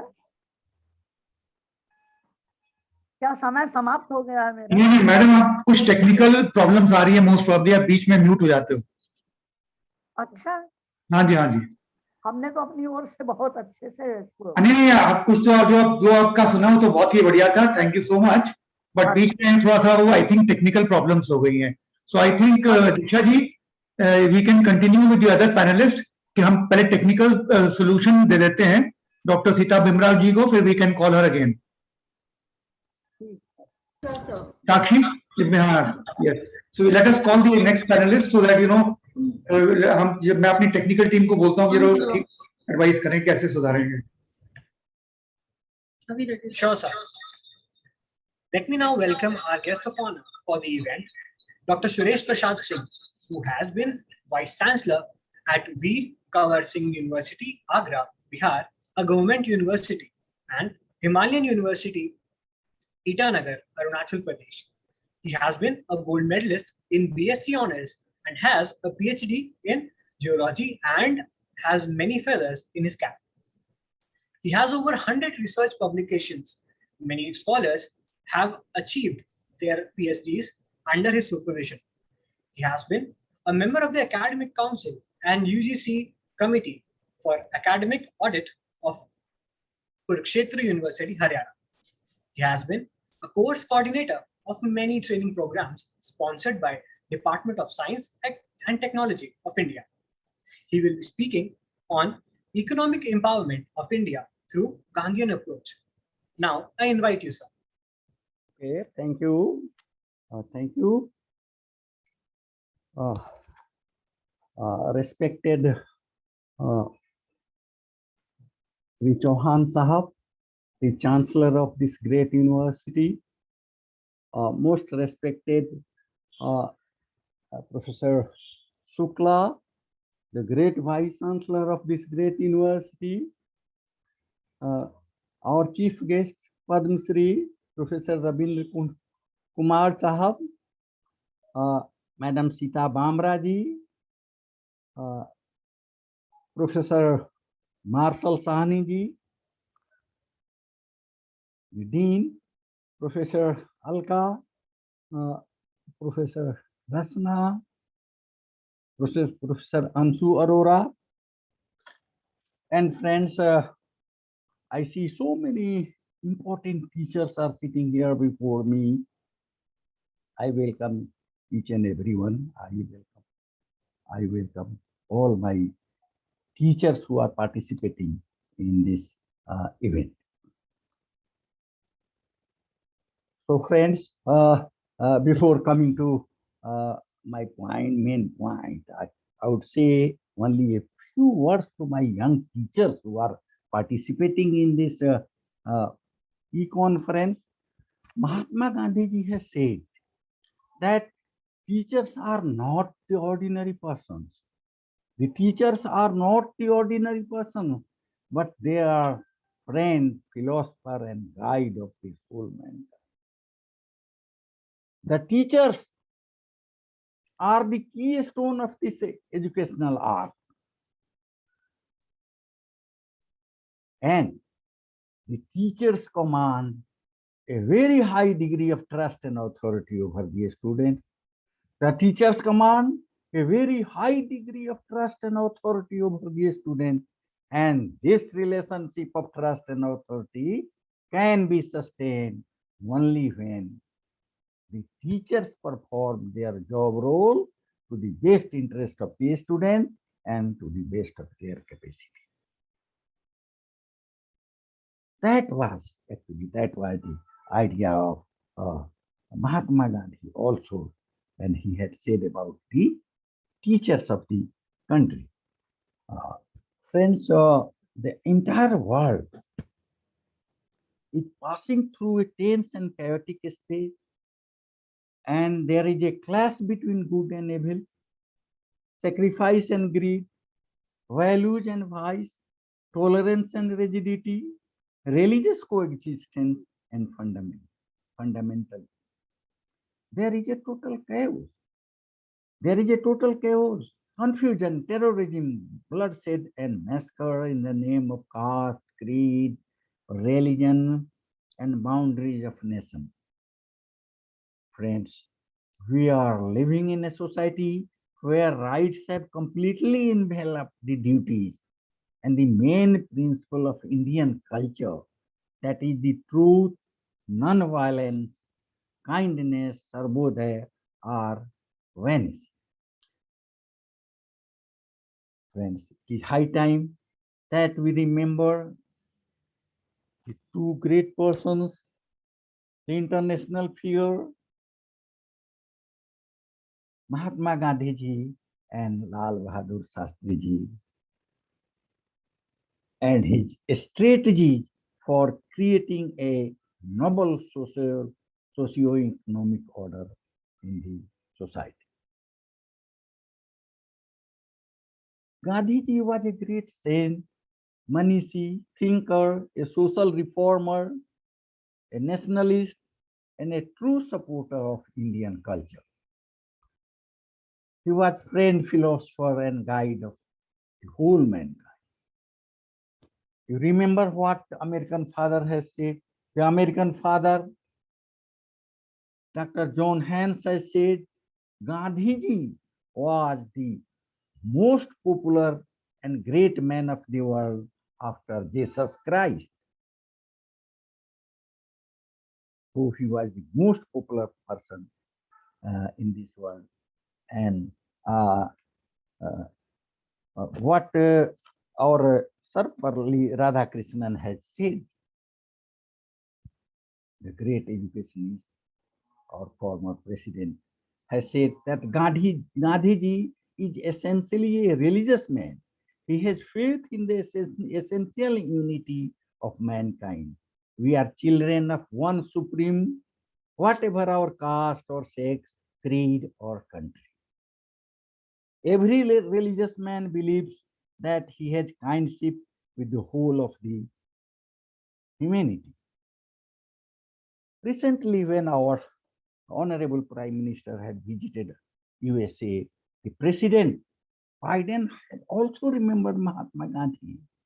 And he said that Mahatma Gandhi had already said about that the whole mankind, and we are the trustee of this planet. We are trustees of the earth. So we have to protect. So friends, what else to say about this great person, Mahatma Gandhi and Lal Bahadur Shastri?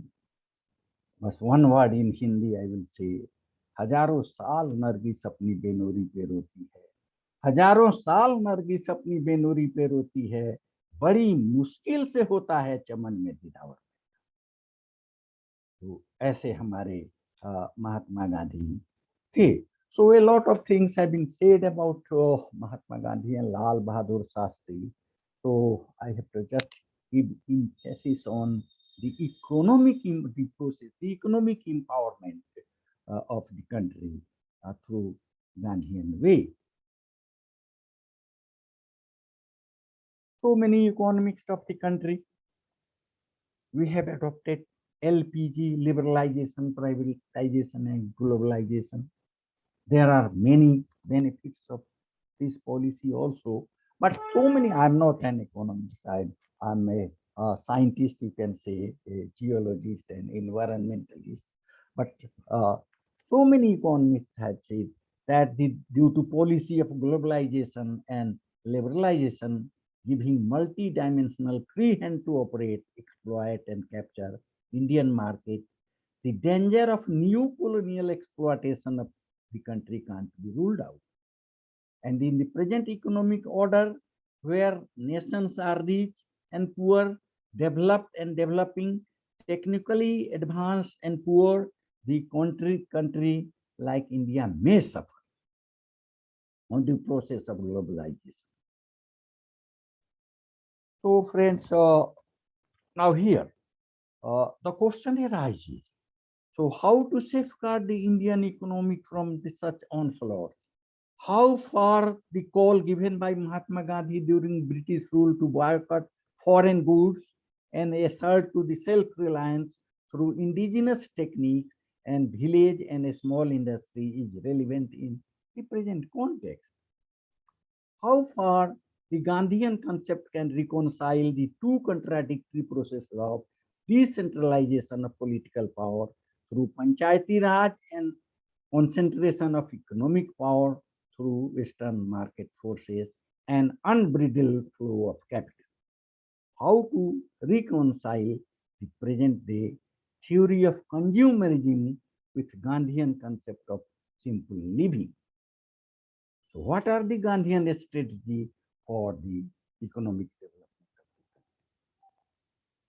country? Friends, the economic thought of Mahatma Gandhi can be seen as an alternative vision vis-a-vis monolithic conception of a Western way of economic development. This alternative vision envisages a path of development attuned to the peculiarities of the developing nation. The Gandhian thought may be important in the changing priorities of the developing nation, where self-reliance still remains a goal. So, friends, the Gandhian economics order is based on simplicity, decentralization, self-sufficiency, cooperation, equality, non-violence, human values, self-sufficient villages, trusteeship, and nationalization of basic industry, and the idea of Swadeshi. At this juncture, friends, I must say that the Gandhian thoughts are more relevant even today, because both the nationalization and privatization have failed in many aspects to solve many problems like the poverty, unemployment, inequality, environmental degradation, etc. So, friends, Gandhiji once had just remember, Gandhiji has once said that I shall work for India in which the poorest shall feel that it is their country, in whose making they have effective voice, and India which there shall be no rich and no poor class of people, and India in which all communities can live in harmony, and this is the India of my dream. He had also said, friends, just remember, he had said that there can't be two consciences of a man, one social, political, and one individual. It should be one. The same code of morality had to be observed in all spheres of human activity. He has said. So, friends, on this economic empowerment, so many things can be said, but some of the ideas presented by Mahatma Gandhi, so I have to explain in 2 or 3 minutes, friends. So, Mahatma Gandhi was a true Indian and nationalist from the core of the heart. His strategies for economic empowerment was based on Indian culture, the climates, the lands, and the likes and dislikes of the people, and the real situation which is prevailing in the entire nation. His strategy and principle of economic empowerment can be summarized in these few 5 lines. The first is the opposition of industrialization. Opposition of industrialization. He has said that establishment of big industry will require huge raw materials and big market, causing imperialism and colonialism.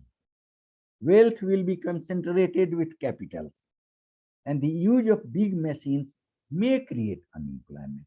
This was his view. The second view of Mahatma Gandhi was to support of a small scale industry. Villages should be economic units. He had given emphasis on the use of khadi, use of Swadeshi material, indigenous material. He had always emphasized. The next point proposed by the great leader was that the personal property and theory of trusteeship. Many persons have said about this trusteeship idea. It was his idea, the personal properties and theory of trusteeship, right of personal properties and taking wealth and property from the rich person, but not by force. And property should be considered as property of the society.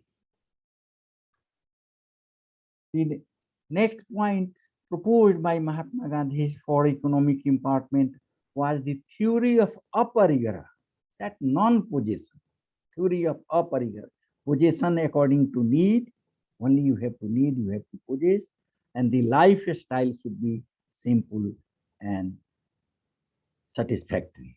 And the last point, he had said that the community support and the cordial Sir, relation. can we request you to please wind up because of the Yes, yes, I paucity of am. I'm time? just please give me 1 minute time. I'm just. So community support and the cordial relation between capitalists and the laborers, and there should be cordial relation between the capitalist and laborers. He had emphasized on the 7 dangers of the human value. In the end, I have to say the 7 dangers of human values he had spoken: the politics without the principles, the wealth without the labor, the commerce without the morality, education without the character, the happiness without the conscience, the science without the humanity, and worship without the sacrifice.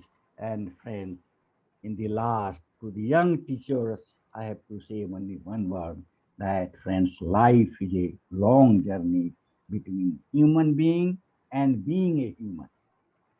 Life is a long journey between human being and being a human. And let us take at least 1 step daily to cover this distance. So friends, Mahatma Gandhi and Lal Bahadur Shastri, the great persons, are not with us, but his principle, his ideas are there. So we have to follow. In the last, I have to say that तुम गए तुम्हारी याद हमारे दिल में है, आज हमारे बीच में नहीं है.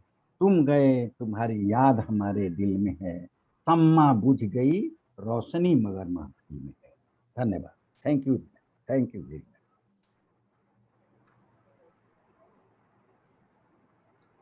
Thank you, sir, for imbibing us with such knowledgeable words. We are extremely delighted to have you here and learn from a person of such intellect. Thank you once again for taking time out of your busy schedule and gracing us with your presence. Thank you. Thank you. Yes. Let's maintain this momentum by inviting the chief guest of the program, Professor Dr. Ravindra Kumar. Professor Ravindra Kumar is a Padma Shri recipient for literature and education, a political scientist, peace educator, cultural anthropologist, and a Gandhian thinker. He is the former Vice Chancellor of CCS University, and currently he is an ombudsman of Swami Vivekanand Subharti University, Meerut. He is the editor-in-chief of the Global Peace International Journal and is also associated with several national and international peace organizations and institutions. He is an eminent writer with more than 100 works on the greatest personalities of the Indian subcontinent, including Gautam Buddha, Swami Vivekanand, and Mahatma Gandhi. In fact, he has recently published an article titled Women Empowerment in Free India and was also featured in a newspaper article titled Gandhi Ji ko aur adhik samjhe jane ki zarurat. Professor Ravindra Kumar is the recipient of many prestigious awards like the Sardar Patel National Award, the Gandhi Ratna and the Gandhi Shiksha Ratna, the Gandhi Peace Honor as well. He will be contributing in the Diamond Jubilee year of India's independence. Today, he is here with us to shed light on Gandhian philosophy and teachings and their implementation in the modern world. We welcome you, sir.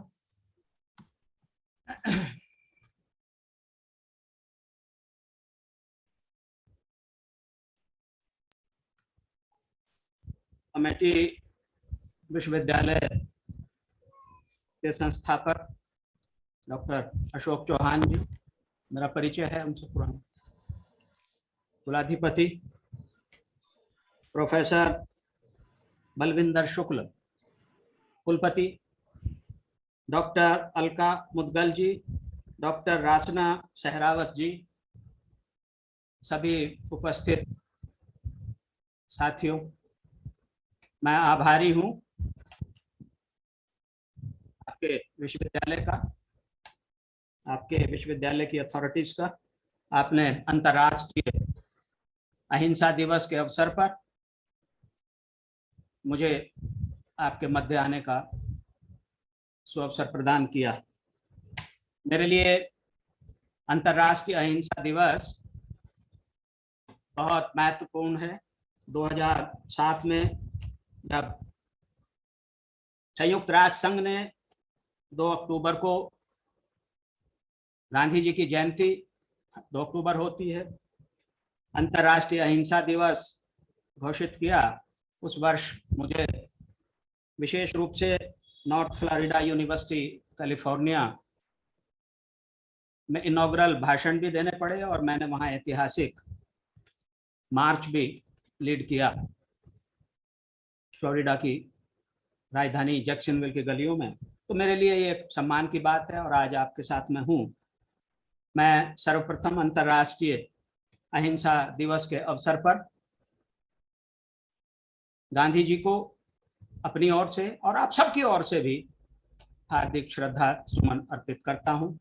निसंदेह 2 अक्टूबर हमारे पूर्व प्रधानमंत्री स्वर्गीय श्री लाल बहादुर शास्त्री जी का भी जन्म दिवस है, उसको आपने साथ रखा है, आप साधुवाद के पात्र हैं।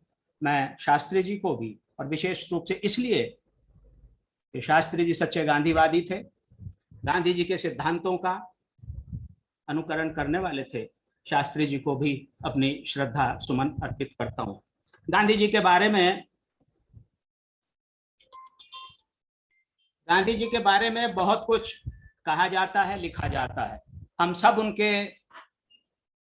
उनके अहिंसा सत्याग्रह, उनके ट्रस्टीशिप, सत्ता के विकेंद्रीकरण की सब स्थिति को जानते हैं, लेकिन हमें देश काल की परिस्थितियों में गांधी विचार और गांधी जी के जीवन को और उनके कार्यों को वर्तमान परिप्रेक्ष्य में लेना चाहिए। हम इससे संसार का, मैं समझता हूं, उनके विचारों के, उनके जीवन के और उनके कार्यों की मूल भावना में जाकर एक ट्रांसफॉर्मेशन कर सकेंगे।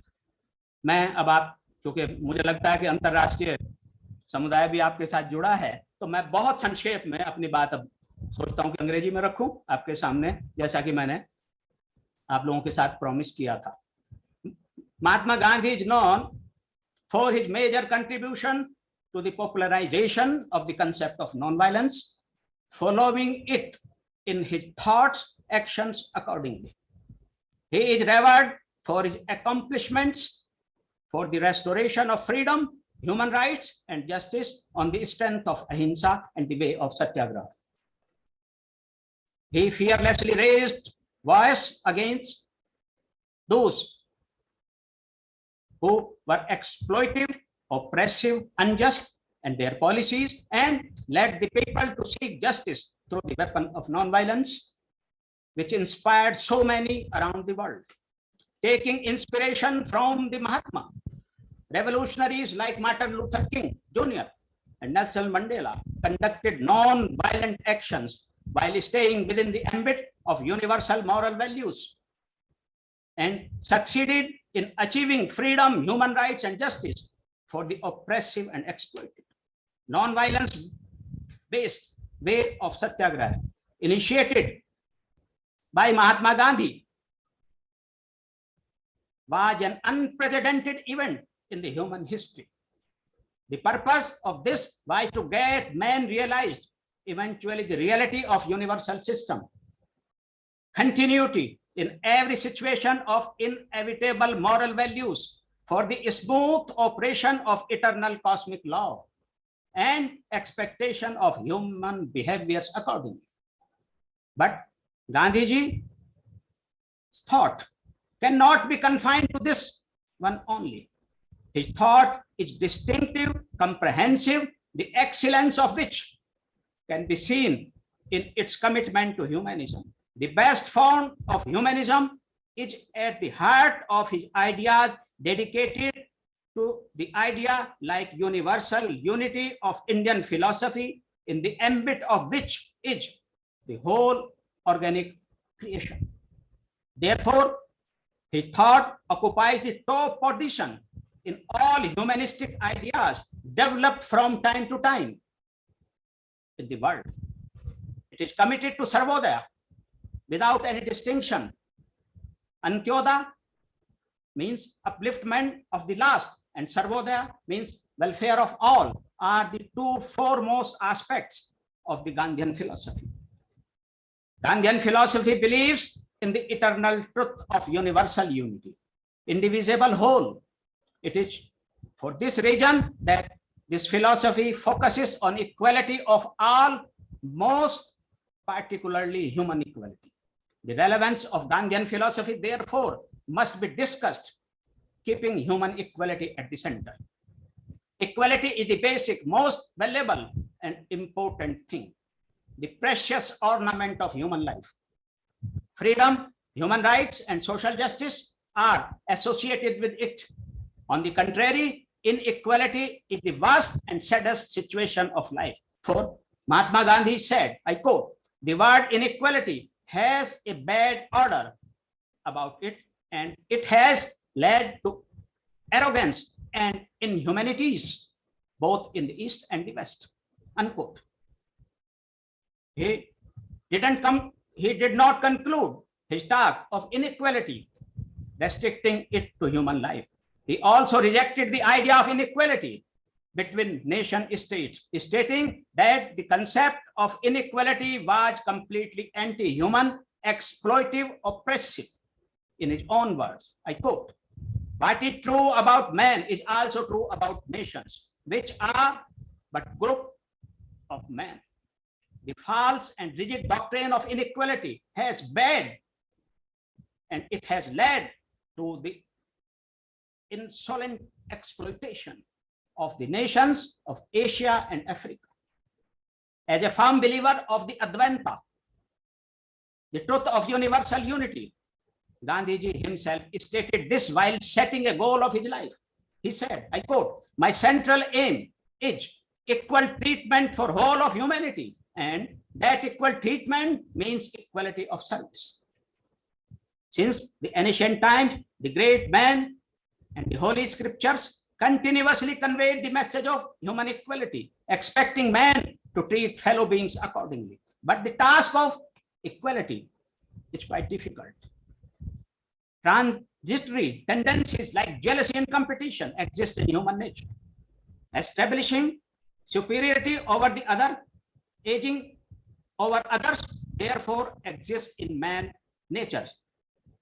These two, jealousy and competition, motivate the individual to maximize his personal interest more at the cost of others to achieve more than fellow beings.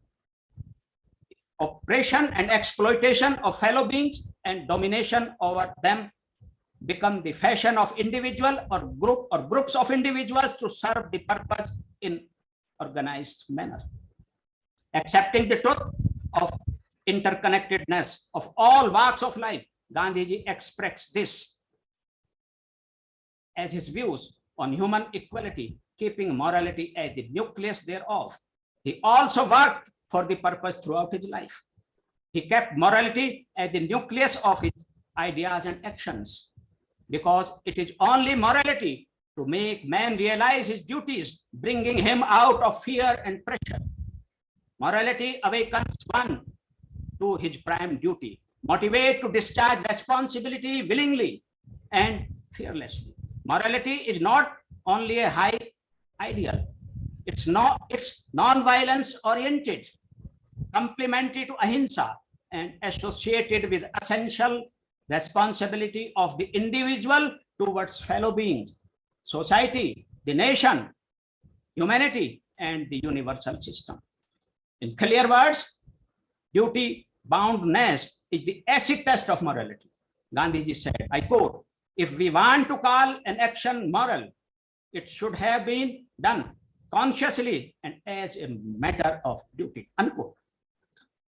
The heartfelt sense of morality develops in man a feeling of equality, generates unprecedented awareness of duties in an individual, which in its growing phase paves the way for discharging responsibility towards others. So Gandhiji laid great emphasis on the creation of a state of moral feeling in man as opposed to pressure, fear, and compulsion, urging for its maximum possible development in life. His thought for the trusteeship is worth considering in context of progress of everyone. with the aim of establishing maximum possible equality in socio-economic and political fields, providing appropriate opportunity for one's upliftment.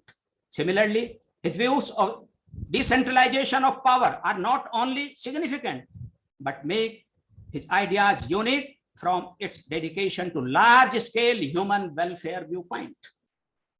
The trusteeship idea expects the capitalist landlords to treat themselves as the trustee of the wealth or resources or land in their possession, not to consider the owner with the intention of claiming rights over the use of these resources, wealth, or land only for them. It asks for the utilization of capital, wealth, land, or resources of production for the welfare of the masses. This provides a means of transforming the capitalist order of society into an egalitarian one. It's based on the faith that human nature is never beyond redemption. Therefore, it gives no quarter to capitalism, but gives the owing class a chance of reforming itself by self-realization, committing to the belief that all fellow beings are brothers, having equal right on all kinds of capital or resources. People's participation in the operation of the system, directly or indirectly, is the core of the idea of decentralization of power, which includes all sphere of life within its ambit. This is full of duty-oriented, morality based on non-violent social structure. Centralized power cannot be the basis of non-violent system, as Gandhi says. I quote, "Centralization as a system is inconsistent with non-violent structure of society," unquote. Thus, the trusteeship and decentralization of power both play an important role in paving the way of Sarvodaya from Antyodaya by providing opportunity to all for their all-round development, bringing them to the domain of equality. Human equality is thus the nucleus of Gandhiji's ideas, committed to accomplish the reality of indivisible whole, the philosophy founded on the law of universal unity. Human inequality and man's practices accordingly are at the root of all the major problems of the world. This state can be diminished by the moral upliftment of man, as wished by Mahatma Gandhi, getting them realized or him realize his duties or their duties towards humanity, making him or them familiar with the truth that he or they is or are himself or themselves the part of the structure of this universal unity, and his or their own development is possible only with the upliftment of his or their fellow beings. Unilateral progress made by exploiting others is not the real progress. This message of Mahatma Gandhi is worth considering and most significant today all over the world, and we have to embrace it in our mind, in our thought, and to act accordingly. Thank you very much. Jai Hind. Thank you so much, sir. Thank you so much for your insightful and valuable words on Gandhian philosophy and the need to implement it in the modern day society. You have rightly mentioned that we all should be willing to learn and be inspired by Gandhiji and should also adopt non-violence in our lives. Especially nowadays, when even the smallest of situations can be blown into conflicts, there is a need to make efforts to achieve equality and inculcate within ourselves the values of compassion, empathy, truth, morality, all of which form the core of humanism. I'm sure that your words have resonated with everyone in the audience, including me, and have prompted us to think and reflect.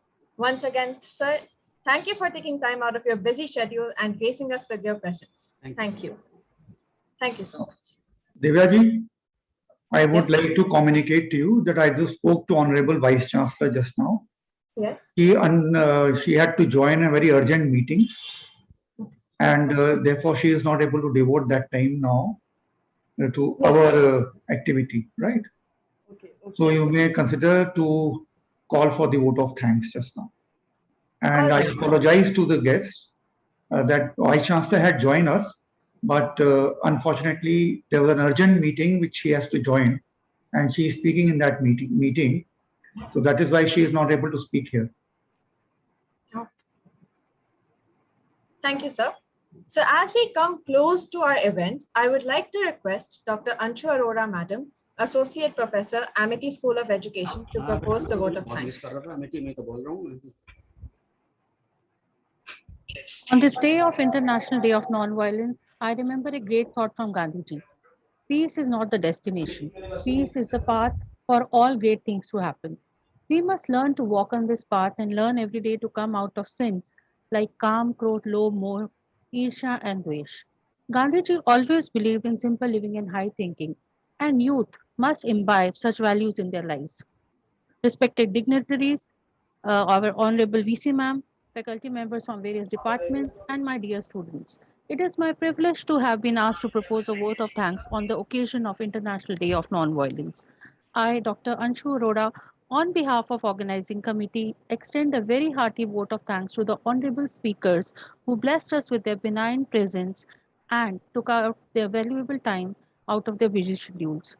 I wish to thank our founder president, Dr. Ashok Chauhanji, and our Honorable Chancellor, Dr. Atul K. Chauhanji, for creating such a workplace where Gandhiji's values and philosophy are essential part of students' curriculum to make them better human beings.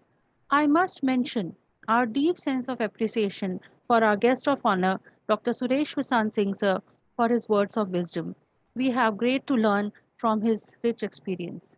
Also, I would like to extend my special thanks to Sita Bimra ma'am for her inspiring words and on the importance of religion in character building for youth. Here, her life is an example for youth to imbibe. I also wish to express my gratitude to Marshal Sani sir for always providing his encouragement and support. I am also grateful for VC ma'am for being the guiding light and motivation behind such events. As no program can become successful with the efforts of a single person, so I extend a very big thanks to our team for all their support and for the volunteers. In the end, I would like to say, be the change you want to see in the world. Let us end with a prayer. Sarve bhavantu sukhina, sarve santu niramaya, sarve bhadrani pashyantu, ma kashchitu bhagave. Om Shanti. Thank you once again. Thank you all. With the permission, can we end this program? Thank you all.